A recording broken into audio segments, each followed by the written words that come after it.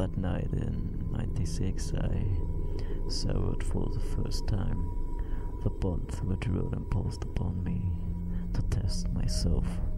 Life or death, I never had the choice, for my existence has a purpose beyond this reality, and that is why I must rise up, so as not to sink. April 2nd, the midday sun filtered through some slits of the lowered blinds, illuminating the dark room slightly.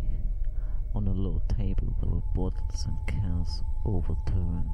Old newspapers, plates and leftover food were scattered over the entire floor of this living room in a small apartment of a densely populated block in the middle of a city that threatened to choke on its own filth.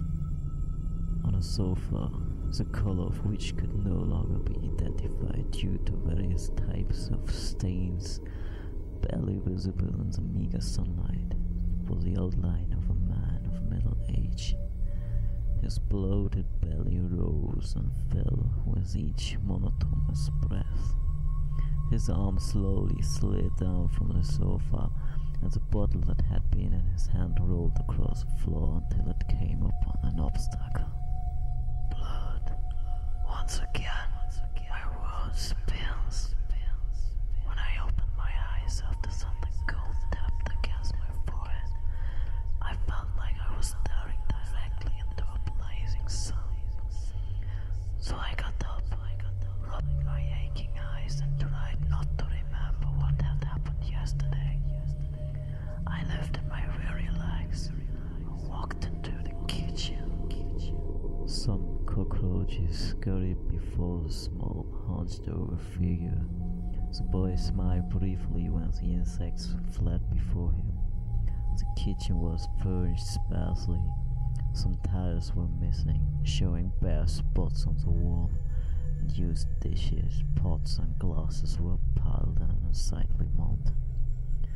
His fingers slid along the cabinet door and hooked the handle, which was hanging by one loose screw. A small box was located inside the cabinet. He reached into it, and then bringing his hand to his mouth, stuffed it with cornflakes and devoured the dry flakes greedily. The boy glanced down at himself. He wore short shorts and a shirt with Mickey Mouse giving a cheerful smile. He liked Mickey. In a corner of the kitchen was a small old radio. The boy's hand reached for the power button and turned it to the right, but not even he noticed that his fingers were still trembling slightly. A clear voice rang out through the dead-silent kitchen. The radio announcer hosted a band that the boy was unfamiliar with. Nevertheless, he was glad to break the silence, if only by the old radio. He loved the TV even more. The few hours he was allowed to spend only a few inches from the picture tube were a firework display for his spirit. However, each of these moments was precious to him, for he could only enjoy it secretly when no one else was at home.